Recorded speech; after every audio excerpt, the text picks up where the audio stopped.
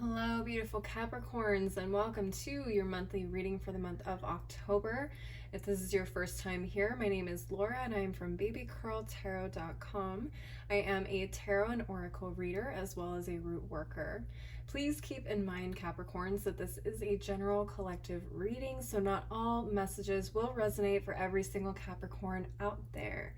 If for some reason these messages do not resonate, but you still want some clarity on the first couple of weeks of October, I do offer personal one-on-one readings, and you can link up with me through my website, which is below in the description box. With all that in mind, let's go ahead and jump right on into this reading.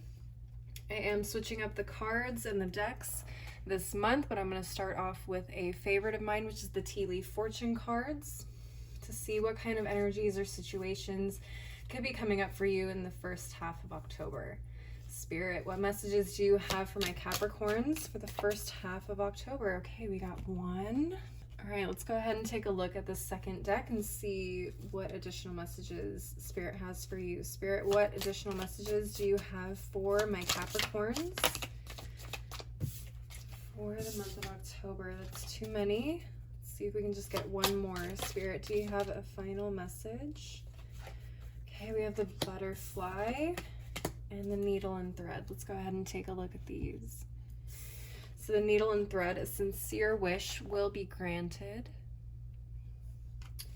And we also have the butterfly, a change for the better. Awesome. All right, let's go ahead and start off with this needle and thread. A sincere wish will be granted. And we are clarifying this month with the Steampunk Tarot before I get started. Let's take a look here. Spirit, what messages do you have for my Capricorns regarding this needle and thread? What messages do you have for my Capricorns regarding this needle and thread? Let's take a look. Okay, we have the Wheel of Fortune reversed, the Hanged Man, and the Five of Cups reversed, and the Four of Pentacles at the bottom of the deck. Let's go ahead and take a look at these cards.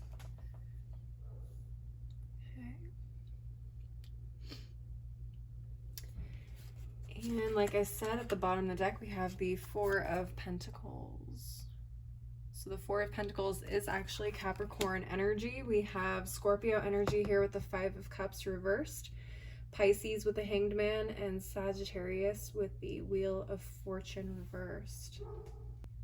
All right, Capricorns, this is what I am seeing here personally. With the Four of Pentacles in particular, it feels like this wish is almost like a Hail Mary. It's like you're throwing your last coin into a fountain and making a wish, right? At least that's what it feels like to me, with this hand handing over this coin to this little coin box.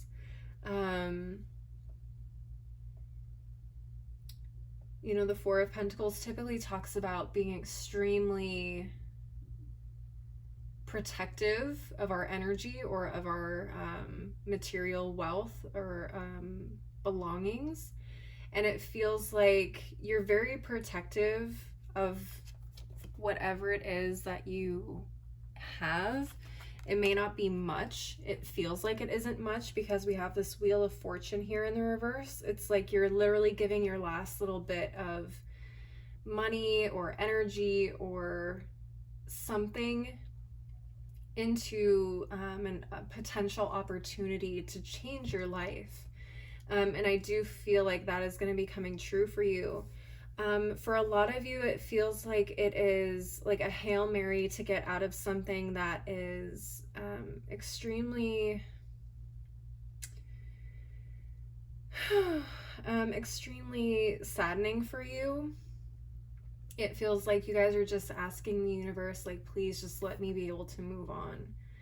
I'm tired of feeling this way. I'm tired of, you know, crying every night. I'm tired of, you know, feeling tired. For some of you, it could be addiction. For some of you, it could be a job that you just absolutely hate going to every day. For some of you, it is maybe a relationship or, you know, the pain of a breakup that you just went through. It just feels like or for some of you, not having a place to live. It's like you guys have done almost everything you can to change your circumstances here, and nothing's worked so far.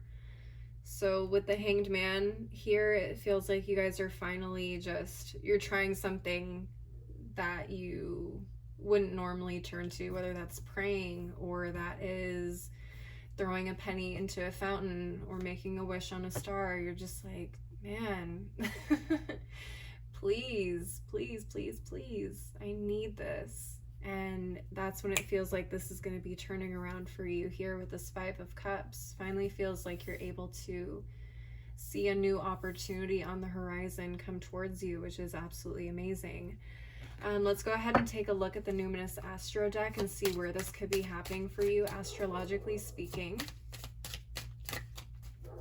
Spirit, what messages do you have for my Capricorns? We have the 7th house of relating. Okay, this is the house ruled by Libra or associated with Libra. This is the house of partners, companionship, best friends, marriage, relationships, equilibrium, communion, justice, balance, social awareness. For a lot of you, this is about a relationship that just ended, or has just run its course and you can't seem to get away from it, kind of a thing. We also have Libra here at the bottom of the deck. Okay, the 7th house is ruled by Libra. I don't know if you guys have a Libra in your life that may be somehow involved in this. I would also look and see where Libra falls in your chart. Look at your planets and look at the house that Libra falls into as well. That could give you some really big clues as to what's going on here for you guys.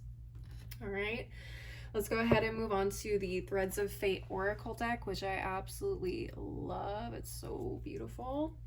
For some advice, Spirit, what advice? Oh boy, I got 2 of them. Okay, let's take a look here. Oh no, that's way too many. That was 4. That's way too many. I'm not reading you guys 4. Let's see. All right, Spirit, what advice do you have for my Capricorns for this needle and thread? Again, too many. All right. Spirit, what advice do you have for my Capricorns regarding this needle and thread? What advice do you have for my Capricorns regarding this needle and thread? We have Ascension. Okay, let's take a look at what that is. So I'm not super familiar with this deck yet, even though I love it, I love it, I love it. So I'm going to be reading for you this Ascension card out of the guidebook to give you an accurate message on what this card means. So give me 1 second. Okay, Ascension. This card is a testament to all of the work you have done. It is a nod from the universe that your efforts are seen and are being rewarded. Things are moving forward and you will continue to progress and reach a higher state of consciousness as well as earthly success. Love it. This card can also be encouraging you to deepen your spiritual practices and work towards alignment with the highest codes of your being. Life is all about moving and reaching our true potential. You are well on your way. Keep going. Oh my goodness. Yeah, deepen your spiritual practices. I do feel like for a lot of you, this Hail Mary is you, like I said, kind of getting more in touch with the spiritual part of manifesting. For a lot of my Capricorns, you guys are probably some of the hardest workers I know. You put your backs and your feet into everything. Everything that you touch, everything that you do, you guys are not afraid of putting in hard work, whether that's physical or mental. Okay.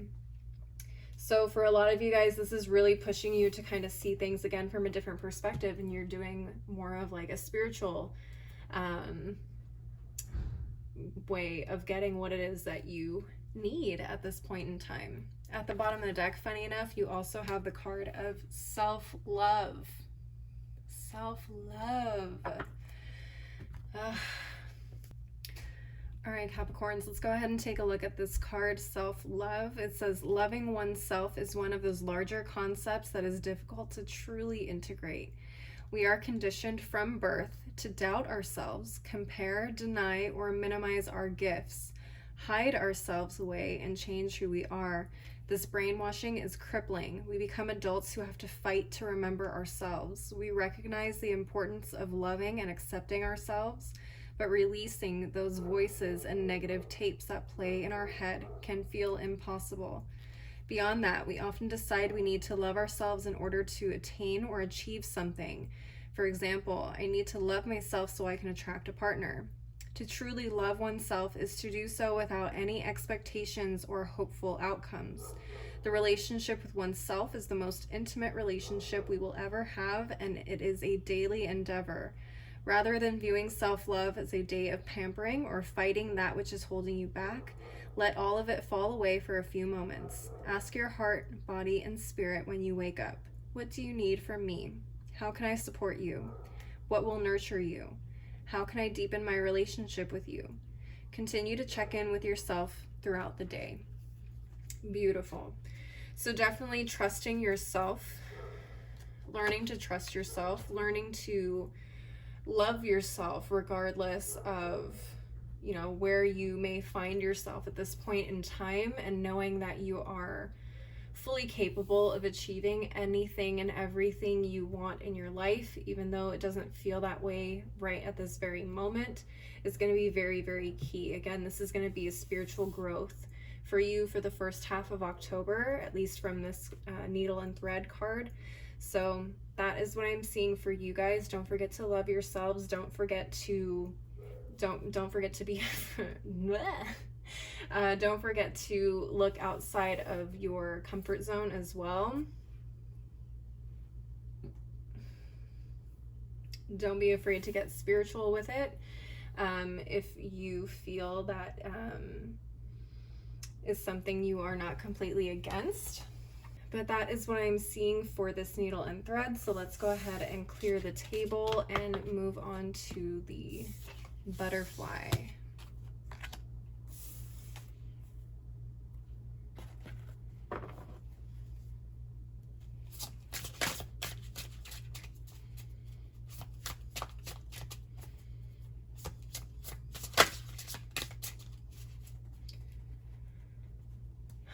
Spirit, let's see, what messages do you have for my Capricorns regarding this butterfly?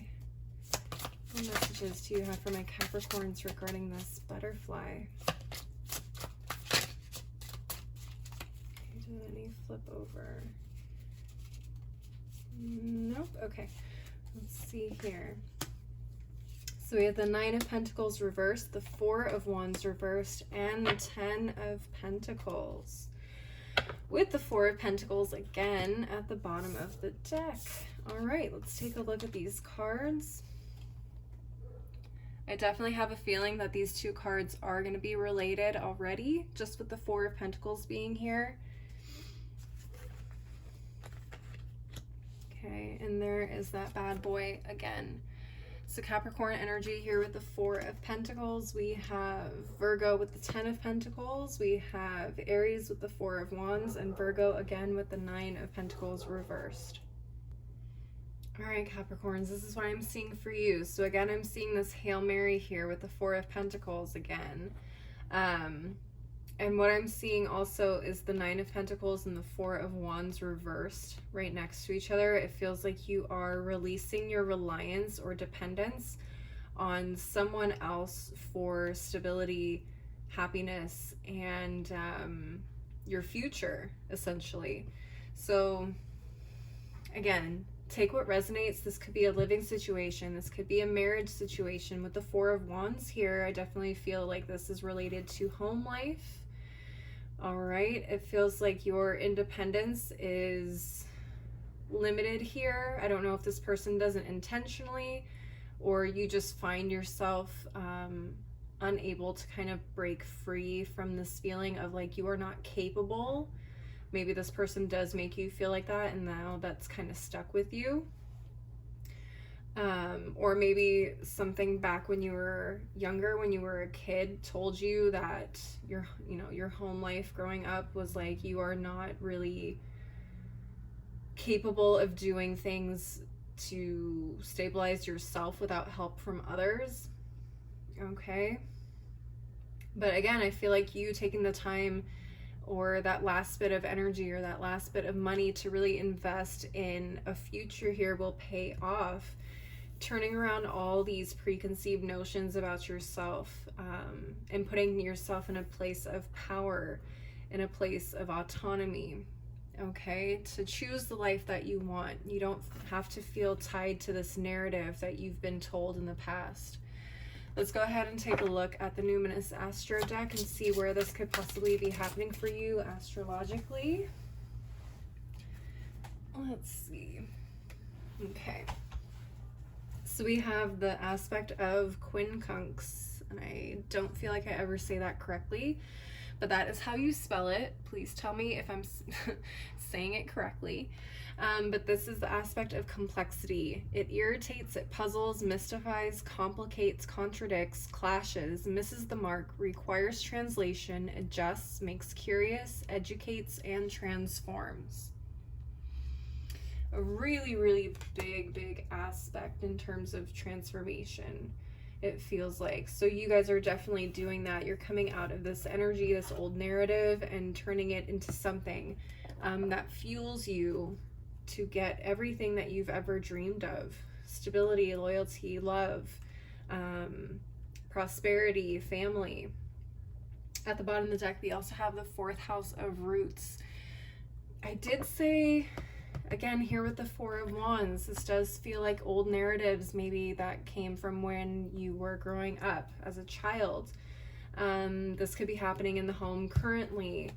I feel like for some of you, it resonates and ties in with this needle of thread. For some of you, it's a little bit of a different story. But again, just take what resonates. But this is definitely happening around your home sector or your early development sector. All right, let's go ahead and look at the Threads of Fate Oracle for some final advice for you. Spirit, what final advice do you have for my Capricorns? Okay, we got 2. I can work with 2. Let's take a look. So we have movement and the pillar. Okay, let's take a look.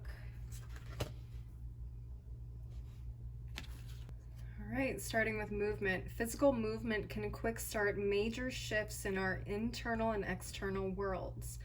While this movement can take any form, keep in mind that the type of movement we do can invite in the emotions and experiences associated with it. Intense and vigorous movement can help us access our motivation, power, and fire. Slow and methodical movements can help us tap into our deeper feelings and is especially helpful in releasing healing and deeper work. When we move our body, we are allowing any stuck or stagnant energies within us to flow, bringing space for the new. What type of movement do you need? How can you incorporate it into your day more? Okay, so movement, getting you into a space of moving your body every day can kind of help you release some of these built-in traumas. I just recently heard about quivering or shaking, which is something that we tend to do when we are experiencing trauma in the moment, especially like deep, heavy crying. We tend to like shake a little bit. And I heard that I guess we don't do that enough as humans, so we carry a lot of that trauma still inside our bodies. So try quivering, try shaking, try moving and dancing. Yoga, I mean, whatever it is that helps you kind of get some of those aches and pains out of your body, that may definitely help here. Let's take a look at the pillar.